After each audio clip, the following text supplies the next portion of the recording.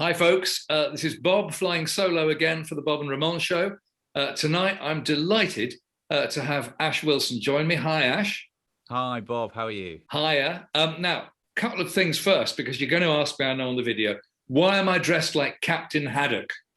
Well, the answer is because I just had some stuff done to my house, and the new bit is really beautiful and warm, and that's where my wife is. I'm in the front of the house in my office. Oh man, I got no fucking heating. Oh no! So I look like I'm camping out. So we got the Captain Haddock bit out of the way, right? I didn't notice actually. I didn't notice. I thought you looked very dashing. And you're up in Lincolnshire, aren't you? Yes. Where it's probably extremely cold. It's yeah. I mean, luckily my wife's a farmer, so she's got a big truck, so we can get about because the snow's just been completely. I've not seen snow like it in 15 years. And I mean, you're well into the minuses. We're probably hovering around. I mean, they say tonight's going to be the coldest night of the year and probably the coldest night for several years. But you're well into the minuses up there, aren't you? We are, yes. I think last night they said with the wind chill it would feel like -18. But it's strange, you know, because I don't know if you find it's the same where you are, but I find it feels colder when it's about 3 degrees but raining and damp. Right. I find the damp cold in England very cold, whereas this cold, you put a coat on. Right. Good. Right. Okay. Although it's a bit out of order, I have to ask you, because it's a great segue. You did a gig a few years ago near the North Pole, and I'm fascinated by that. Was it on Svalbard? It was, yes. Although I hate the cold, I'd love to see that place. It's got to be one of the weirdest places on the planet. It's very strange, you know. It's an absolute nightmare to get to. It's 4 flights over about 26 hours. So what they do, you're there for 5 days, and we did about 4 shows in that time, and it is jamathon. Svalbard is tiny. There's 2,000 people there, and 500 of them are kids at school. Of the people who are working, doing looking at glaciers and studying polar bears and whatnot. So. We were really lucky. We got a great tour guide who showed us around the place because they actually mine coal there. That's why there's a settlement on Svalbard. It's very pure coal, although there's only one active mine there now. See, I know, you see, we've got a good guide. And there's about 3 venues. There's a town hall and there's a couple of bars. And it's just, it's insane. You all fly, so the last flight, all of you are together, all the musicians. So it's just a plane full of musicians. Everyone's got guitar on and basses on and whatnot. And you arrive, you go to your hotel, and it's dark all the time. So there's literally no daylight other than for like an hour where it's a wow. Bit. So yeah, the sun never comes over the horizon. It just sort of gets a bit dusky, a bit dawny, a bit dusky. Yeah, that's what you get, that little bit of like vanilla-y kind of looking pinky hue in the sky, the golden hour for an hour, and then it's pitch dark again. But it's amazing because obviously it was about -15 all the time. Yeah. But again, it's that dry cold. So because I'm the same as you, man, I can't stand. I've always got tons of layers on. There's no local Svalbardians as such. Everyone's from all over the world. Yeah. So you know, it's luckily for us, everybody spoke English. So how did you get a gig there? I mean, I don't know anybody else who's played there. Oh, you'd be surprised actually. I mean, I first found out about it because my brother did it the year before we did with Lawrence Jones, and they have this Dark Season Blues Festival where they book bands from all over the world. It's not just the UK, all over. And so there's about 60 musicians all at the same time at this festival that do gigs, and they do jam sessions as well. So you can end up playing with people that I did a jam with some guys that didn't even speak English, which is that whole amazing language of music thing. They're Brazilian. My Spanish is pretty bad. Their English was pretty bad. So, but you know, we just started playing, and it was incredible. And wow, just incredible musicians. They were phenomenal, and it was like that all the time. Everything we saw all the musicians, every act they booked were great, and loads of diversity as well. But I mean, I don't know how we got that show. I mean, it wasn't one of my own gigs. I was working with the singer called Sari Shaw that I've been working with for about 3 years. I'm very jealous. So I've been listening back because I guess we ought to tell the people who are watching this how we met. So you're sitting next to your left hand as we look at it. You're sitting next to a rather nice amplifier. Right. Yes. Oh, I'll move my a 633 Groove King, I think. It is. Yes. The one that I haven't got.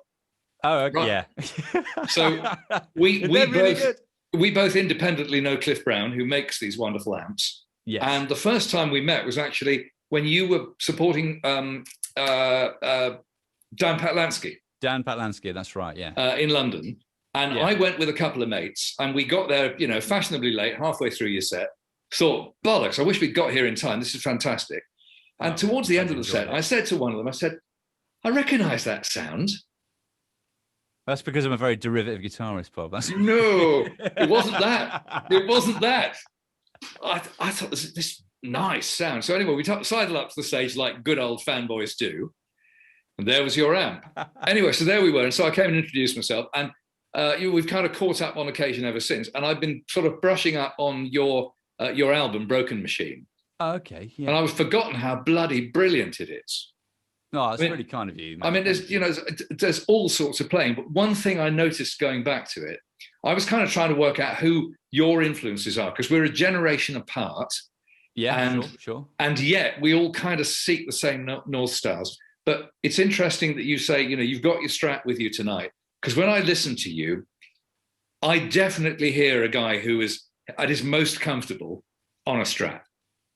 Sure. You get the bottom end, and you get that great sort of throat and growl and curl around the note and all the stuff that a Strat does. Sure. Really. I mean, is that fair, or am I pigeonholing you? No. Definitely. Like it, because you play Les Pauls too. I do, and I'm between Les Pauls at the moment, actually. But I mean, I'll play.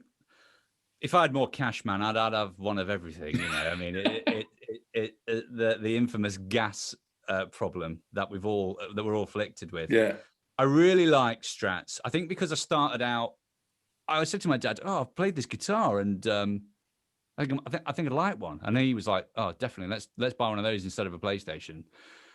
So he started force feeding me these VHS tapes of Clapton and Gilmour and actually a Genesis video that's got Daryl Sturmer's playing Stratocaster on that and Rutherford. So these three live concerts really were kind of like what got me into guitar music, and the common denominator was the Stratocaster. Yes. So I wanted a Strat, and I didn't know what it was called. And there's no internet back then. There's guitar magazines and stuff. So I now to my 13-year-old brain, I have no idea what that is. But then just the sound, Fender Stratocaster. My dad comes home and he's like, "Oh, you want a Fender Stratocaster?" And I'm like, "I do. I definitely want a Fender Stratocaster just because of the name." So I ended up with a Squier Strat and maple fretboard, because Gilmour and Clapton were the guys I was, they're the guys I'm into at that time. And then I heard Kenny Wayne Shepherd on the radio. So I'd started learning Apache and a lot of Hank Marvin stuff. Yeah. And there's one guitar player in Skegness at the time that I knew of. So, and he was a massive Shadows head. So that was what we learned, because that was all he could teach me. That was what he knew. So which was great, because he got me playing melody really early on. Yeah. And he was really patient, really lovely guy. And then I heard Kenny Wayne Shepherd. He'd just released Trouble Is. So I think it's his second album. And blues, I didn't really know. Clapton to me was, that's blues music, because I didn't really know.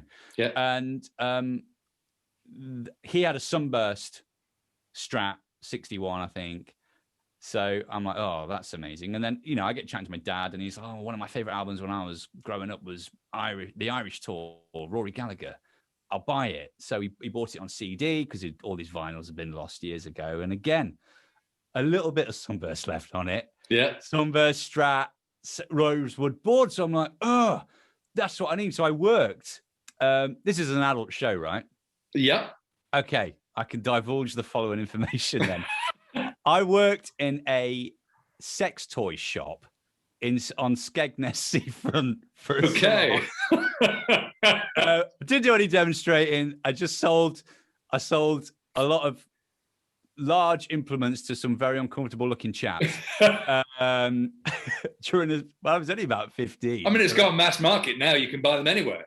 Yeah. I mean, and now it's no big at all, is it? It's just completely just wander into, you just saunter into Ann Summers and everyone's in there, this one has got the turbo mode.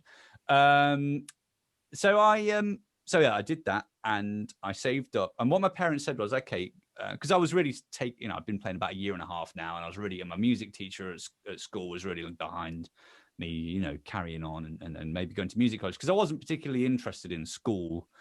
I did all right, but I didn't do great. But I just wanted to play guitar all the time. So they were like, okay, well, we'll invest in a new guitar, and I, as I discovered when I got it, I didn't actually need a new guitar. It was a new amp I needed, because I thought, oh well, if I buy a Fender Stratocaster, I'll be able to get those Kenny Wayne Shepherd tones and those Rory Gallagher tones, and that didn't happen. I had a valve state. That's really interesting. So you learnt another lesson that most guitarists don't learn in a lifetime, and it took me most of my lifetime to learn. Right, sure. Which is it's the amp. The amp, mate. Yeah, I mean, I've often said to students, actually, don't throw tons of money at an instrument. You want something that really stays in tune. You can intonate.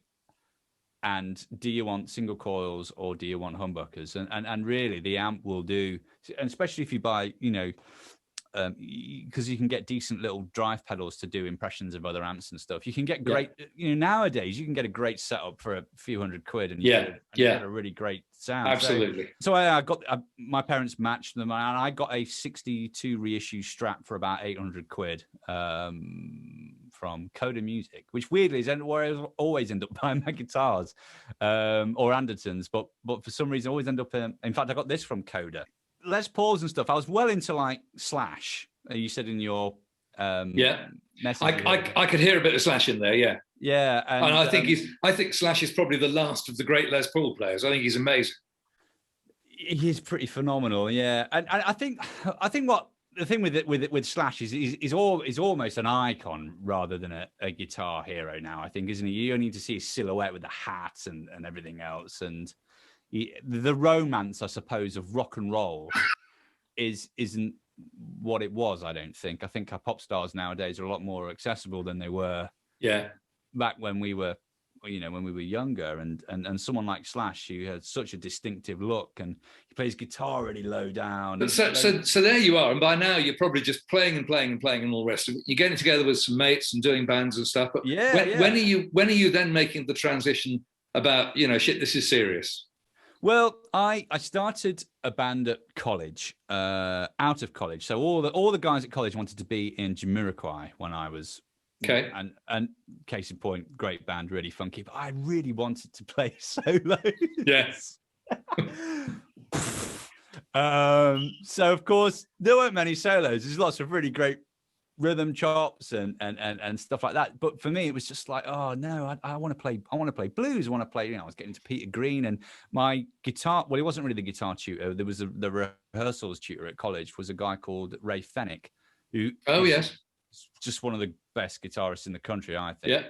And Ray was playing as all this like Peter Green stuff and a Steely Dan, and which obviously it's not blues rock, but there's this really cool guitar playing in it. Yeah. So I really wanted to be, and I wanted to put something together where I could express myself. And I had a weekend job in a kitchen washing pots, and one of the chefs used to listen to Metallica. Guns N' Roses was about as rocky as it got for me. Okay. Like anything sort of beyond that didn't do it for me at the time. So I sort of gingerly approached this chap. He was a bit older than me, and he was a chef, and he really played into the stereotype of angry, hostile, don't come near me, I'm sweating from every pause. Yeah. Chef. But I knew he played drums. So I was like, I'll ask him. I'll see if he was. And he was like, yeah, I know a guy who plays harmonica. And I was like, what? It's amazing. Yes, bring him along. And a friend of mine did some hunting around and found a local bass player. And we went and had a rehearsal. And the harmonica player turned up with a Stratocaster and an amp. And I was like, oh, no. I'm the guitarist. I'm the guitar player around here, kind of thing. And Trev Betterson, who I don't think you'll have heard of. He sort of only really plays locally around here, but what a incredible blues musician. Like, really just authenticity absolutely personified in that guy for blues. He plays harp. You know, in that he gets all that great visceral distortion out of it when he plays, and he plays, you know, he plays lovely guitar. You know, he's a big Muddy Waters fan and BB King fan, and although he's left-handed, but he plays a right-handed guitar, so he's got a very aggressive vibrato. Same as me. Yeah, man, and there's a tension to that vibrato that I really love. And he started playing guitar, and I just like, oh, what on earth? I might as well go, you know, like this guy's just something else. So we really complemented each other well, because I came at it more from a rock angle. Yeah. And he came at it more from a blues angle in between us. And it took off really quickly. We had a lot of lineup changes, but Trevor and I remained pretty consistent. And we put an album out. We self-financed a record, and we did okay. You know, we came down to London and we did some shows, and in the end, as young guys do, you know, 3 years later, we're about 20, and we all fell out. Right. This big European tour booked, and we you know, that we all just fell out with each other over egos. Right.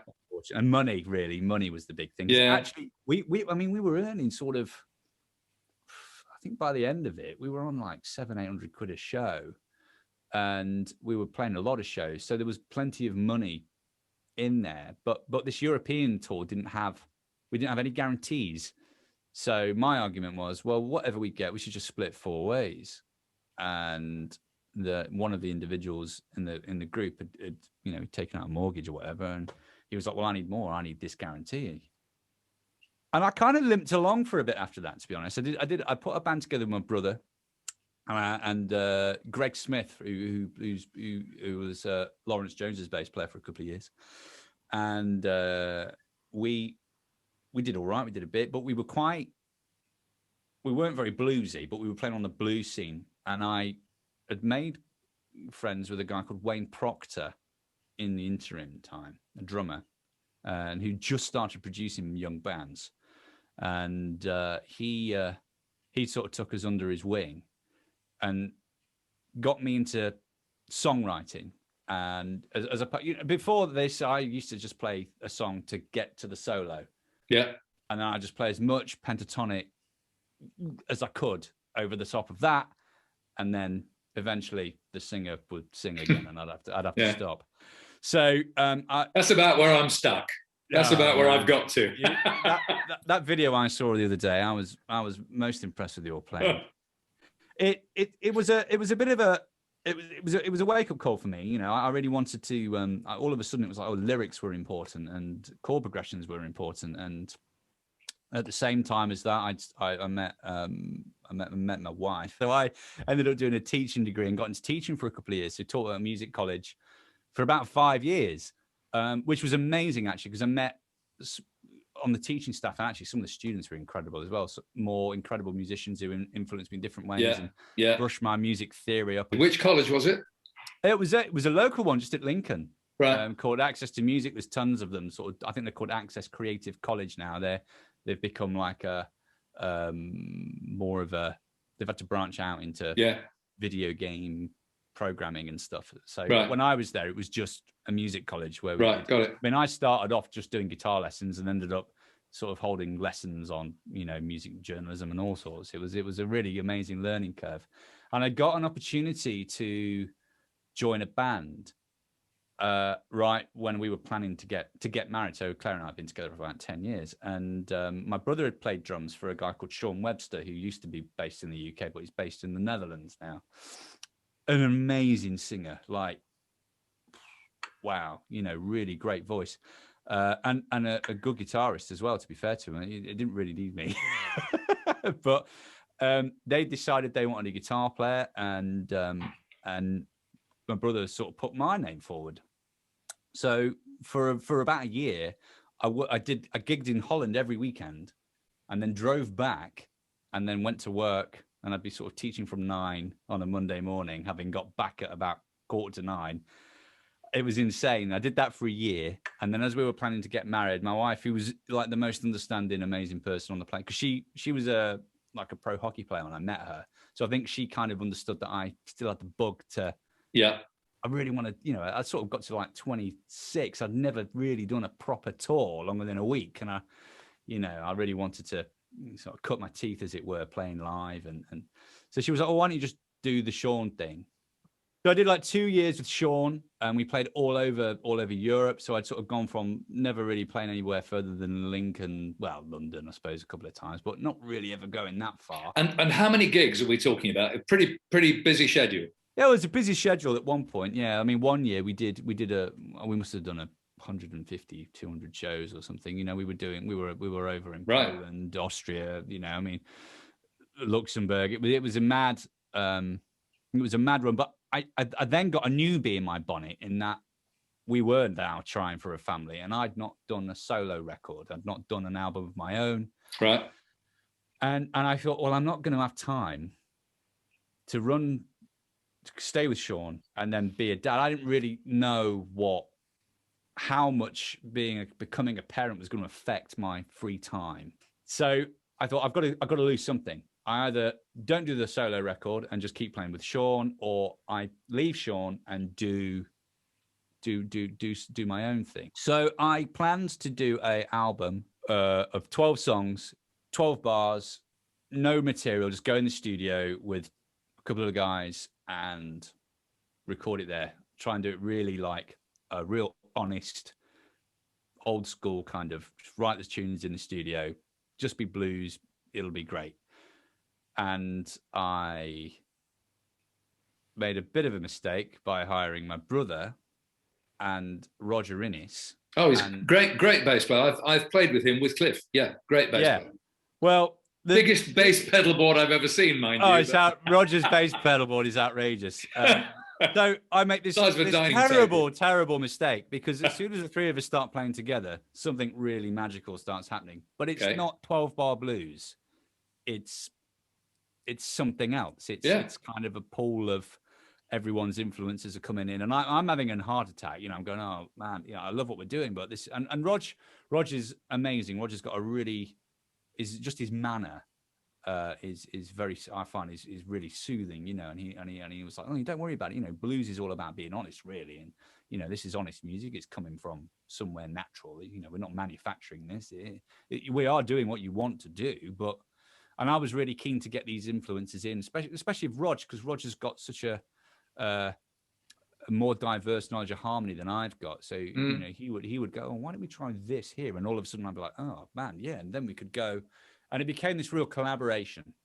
Yeah. And then Phil got offered the Lawrence Jones gig, which Roger was already doing. So Roger and Phil couldn't turn that down. It was a huge opportunity for him.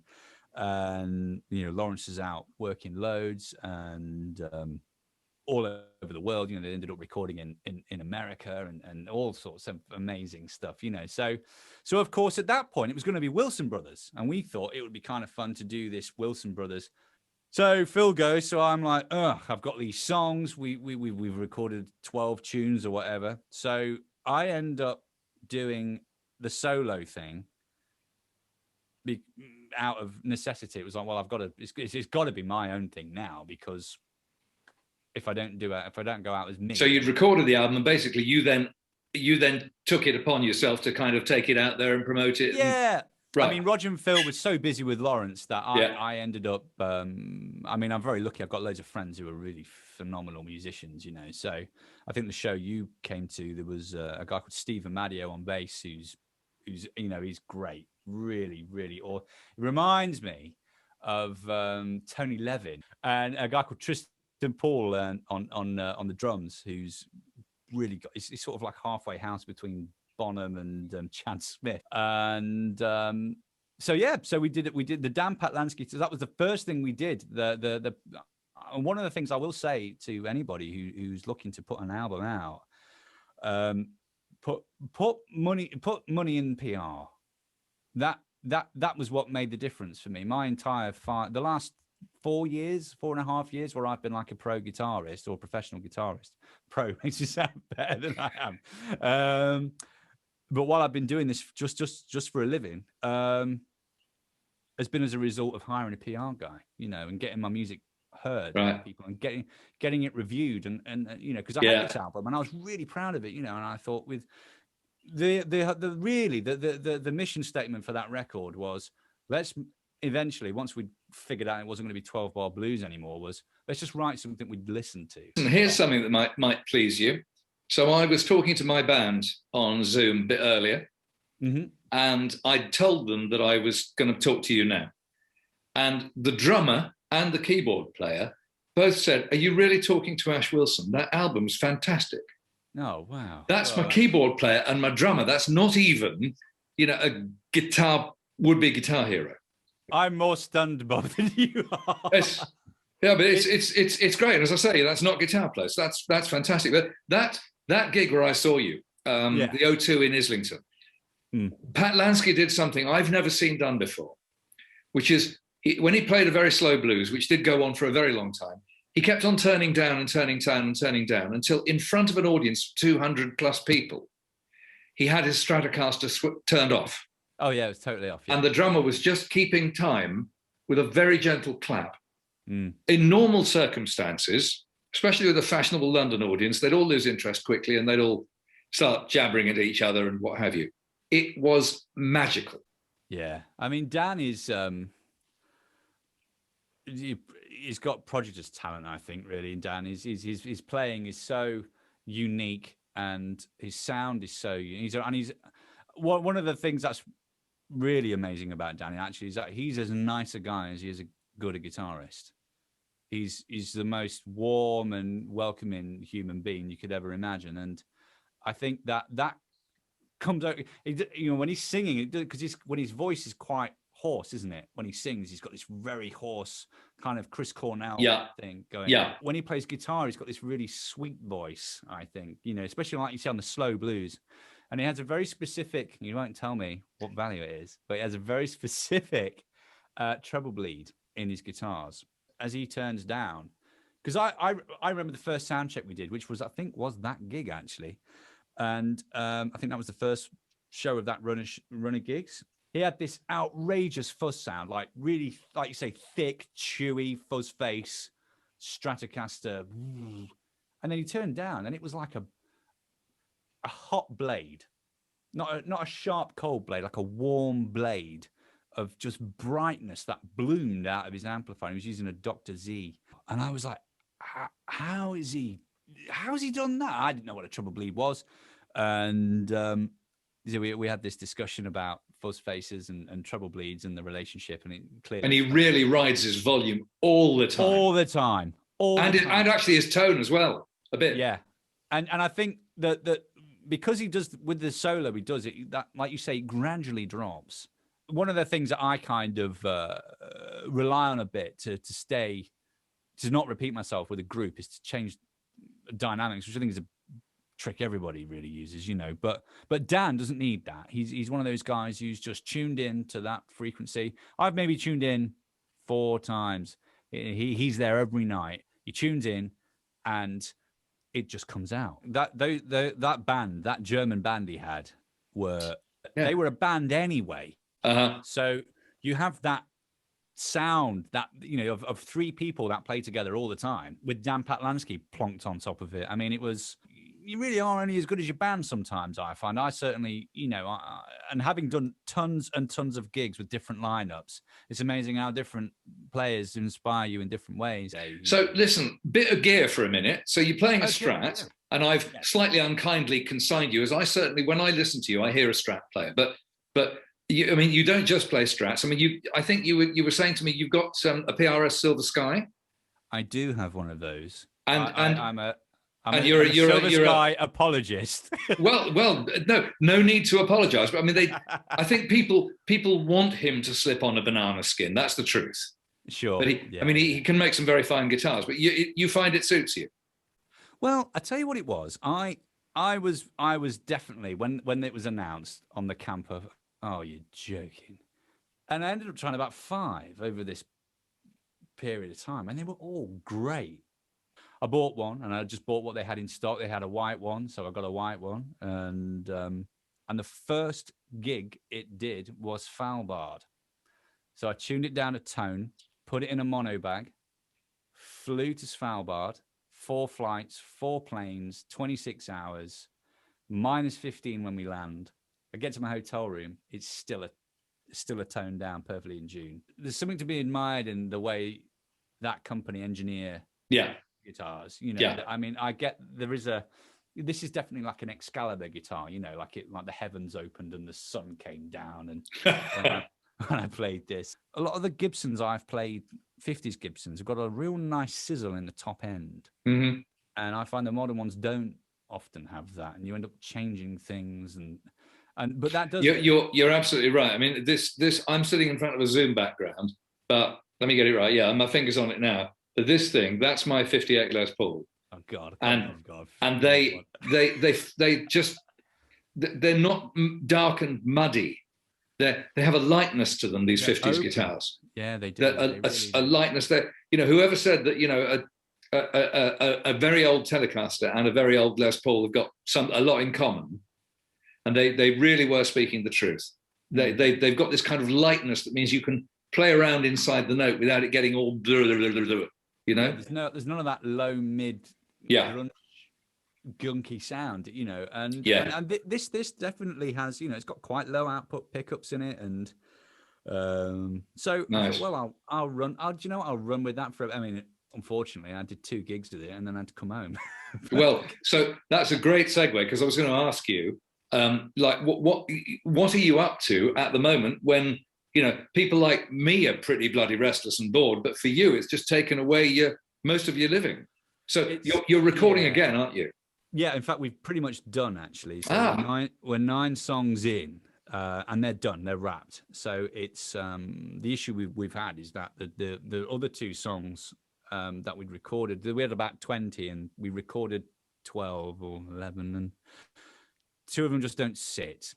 We've got to wait for the restrictions to be lifted so that we can play, because I'm very much into the rhythm track is the 3 of us, and then overdubs are overdubs, but I don't want to like do the guitar and then do it remotely. I really want it to be done as the rest of the record is, because there's an energy to the album that the first one had, and this has got as well, and it's because we recorded it together. I did what everybody did. I did a few live streams on Facebook. I was very lucky in that my friend Wayne, who started me off writing songs, had some work come in that we could record remotely. So I somehow managed to flukily buy one of those top boxes, because what I was thinking was, and I took it on tour with me. We were trying to figure out how to get the stage levels down, and I thought, well, if I go onto ears, I can have my volume, and because what the 633s are like, you can get a great sound out of it with it barely on. I used to use vintage amps, like a lot of people, especially on the blues scene, deluxes, supers, things like that. I had a quad reverb, which was actually had 10s in it rather than 12s. It had 2 EV, those old 80s EVs in it, and it had a pair of greenbacks in it as well. And I had a Marshall JMP 50. And I used to run the 2 together just at the same, not wet or dry, just both the same, just on. I had a gig rig thing that you could flick the phase, so you get all the nice. Oh yeah. And then it had like a ground lift on one output as well. Yeah. So Humdinger, I recommend that if you ever want to use 2 amps. It's phenomenal. And but it was a nightmare. My back was, that Fender Quad, man, was in. Yeah. Brutal. Way more than a 412. It was outrageous. So I want something light, that's reliable, that that, I don't know, just does. And I had this, you know, everyone at the time was like, oh, 2-Rog's the way to go. Not the cheapest amps on the planet, are they? Well, they're not the cheapest amps in the planet, but then these aren't.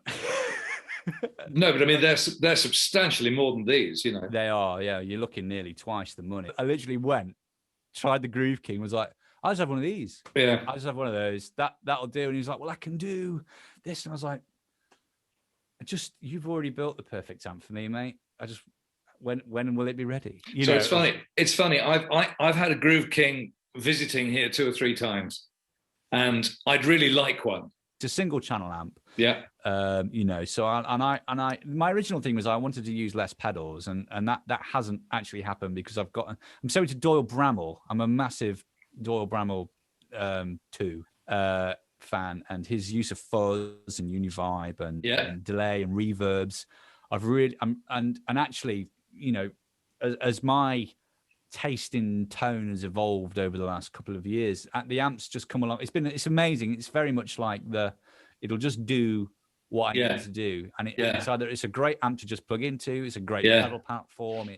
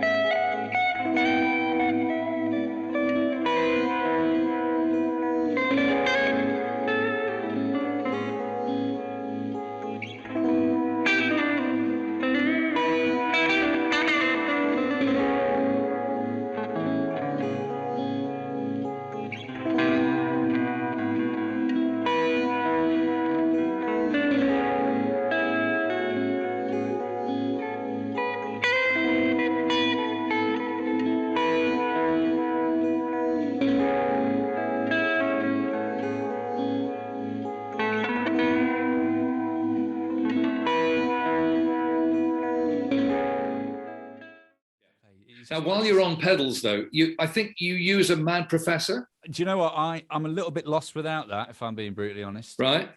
I've been ruined by it. The Royal Blue. It's hardly doing anything. Yeah. But if I turn my guitar down with the amp sound, it kind of dulls down, right? Yeah. There's no treble bleeding here. But with this, you retain all that top end. So for those little,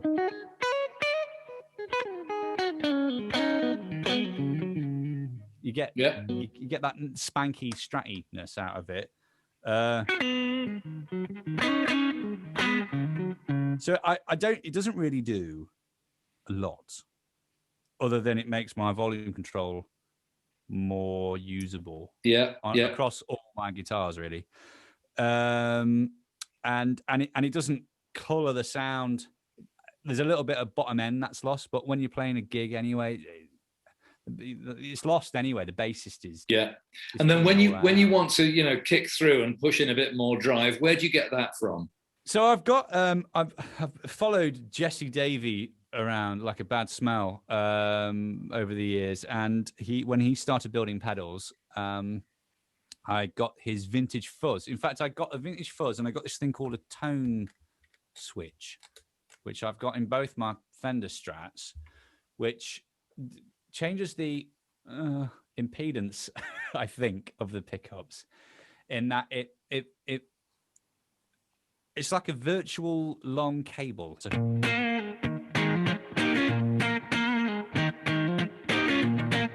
now, if I kick it in,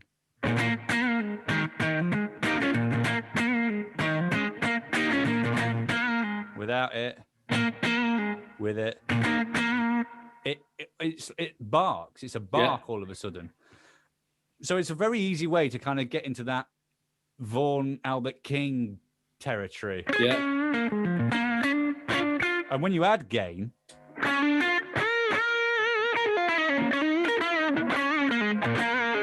it straight away, you've got,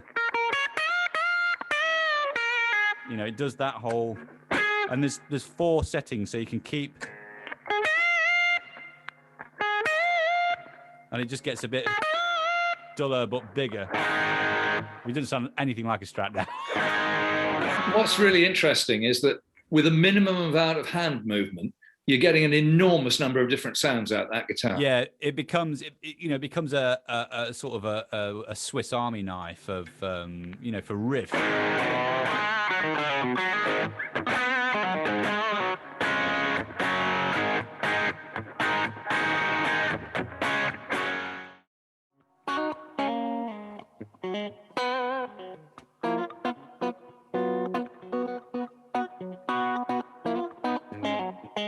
I'm not doing anything on the floor.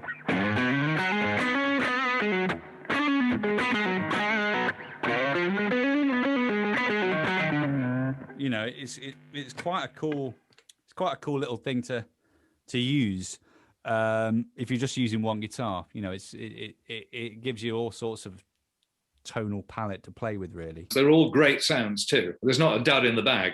I like the out of phase sounds to be very sort of in that Knopfler-y. Obviously, I'm not using fingers, but so I've got the vintage fuzz that he released. That again is very responsive to the guitar control. So, if you excuse all the noise, there's something in the electrics in this room.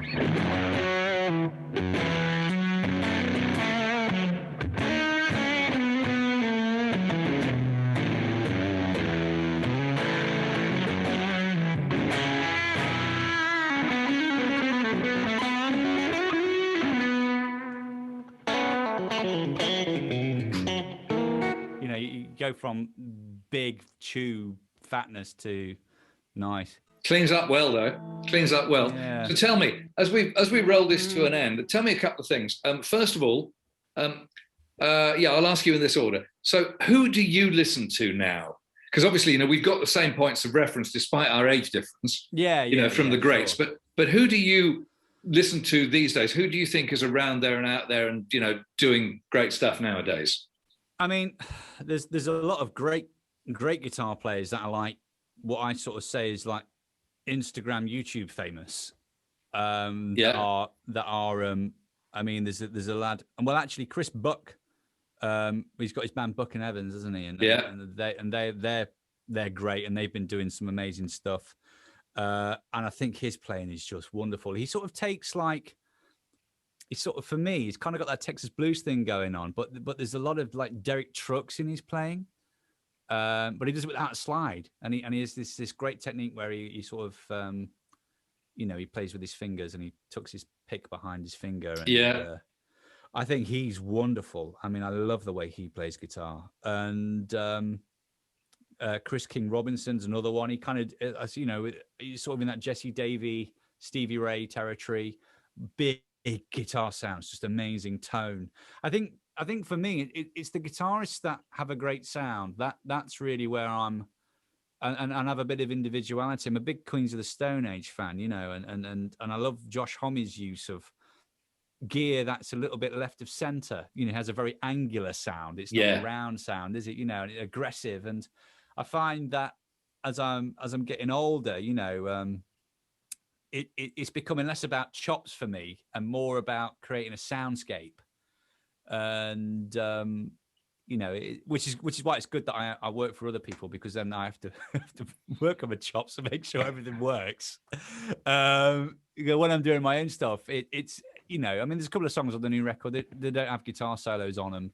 You know, they're riffy, but but there's some cool guitar sounds. You only have to open Instagram and write guitar, and there is, you know, there's just reams and reams of incredible guitar players. So there's loads of space for... Well, and this whole new breed now, at last, I'm going to get shot down when this gets published, but at last, the women. Oh, yeah. You know, for a long time, girls sort of stroked guitars rather than hit them. And now they're out. I mean, you know, there's an awful lot of super shreddy and all a bit like, I wonder what that sounds like outside of a bedroom environment kind of thing. But there are some wonderful young female players too.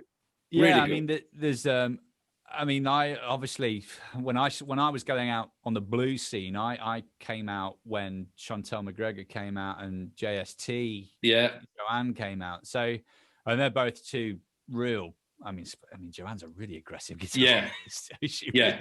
She really lays into it when she plays. What's nice is that when I was teaching, it was the same, you know, and you know, when I first started off at the college, it was me and a room full of guys learning guitar, you know, and then as my job progressed, all of a sudden there were more women coming through, girls starting to learn to play the instrument. And to wrap up, obviously we can't speculate on when we're going to get unlocked, but I guess we're going to get unlocked sooner or later.